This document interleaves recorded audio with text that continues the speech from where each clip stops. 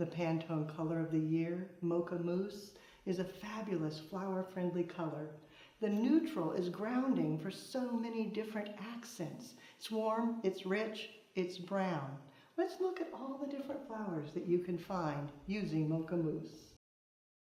The flowers, everything from our friends at florabundance.com. Mocha Mousse is such a flower-friendly color. It's super easy. Just go to their website and search by color. Choose brown and everything will pop up. Of course, have to start with roses. Coffee break with the rich chocolatey coffee color, or Moab with the soft blushed brown, or even the Protea in a soft beigey brown. So tense tones and shades all together. Of course, you'll also find several different brown foliages and lots of brown accent flowers. So much to choose from. The container, a Mocha Mousse compote, filled with floral netting, taped into place, then just add fresh water, pre-mixed with flower food. Let's start with a base of foliage. So many things. The Nandina, perfect match that color palette. Cutting it down, breaking it apart just a bit, and then placing it low, letting it drape over the side. Of course, Magnolia is also great. And just clipping it apart. That mahogany, coppery brown, Mocha Mousse at its finest. If you want to go darker into the Agonis, a very deep, rich, chocolatey brown, giving it a cut, and then letting that drape in there. The popular Pieris, the berries follow through on the color, breaking it down, setting it in, adding nice texture. And then of course, the chocolate brown tea leaves. They're so grand, giving it a cut, and then just rolling it over on itself, piercing through, and then placing it in to cover your mechanics. Starting with the beigey brown of the Protea, kind of represents that contentment and stability that Mocha Mousse is known for.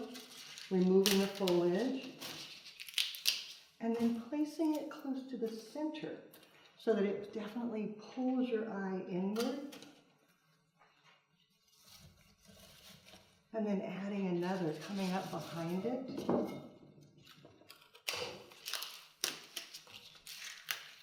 Drawing back towards the center of the arrangement. Then to finish, tucking in some branches. This is a perfect color for foraging, roadside branches, maybe from your own yard, things that will enhance that brown hue. And frame, looking inward at the emphasis area. Adding in a few more Mocha Mousse flowers, Cymbidiums. They come in miniature, like this, and full size, both in that beautiful mocha color. Letting that come up through the focal emphasis area. Make sure I get it down into the netting well. Then coming back with the roses, keeping them a little lower to add substance to the base of the arrangement. The coffee break coming out from the front. The Moab. And I can group them, bringing them towards the front and then also towards the back. Then Scabiosa pods. Isn't that great? Following the same color palette, they come up on the opposite side, over with the branches. To finish, just adding some fun details. The bunny tails, dried, will be so fun in here. I tape them together, just using corsage tape. Makes them easier to insert. Think about how long you need them to be. Break it off, and then just giving it a cut. And those can slide in through the center to add a little more texture, a little fun, a little movement. Let them out a little bit. dried beech. Just breaking it down and then tucking it to get a little extension, movement out to the sides. Finding the perfect little spot for it. You can see there's so many different materials. The leucodendron, that a great color palette goes right with.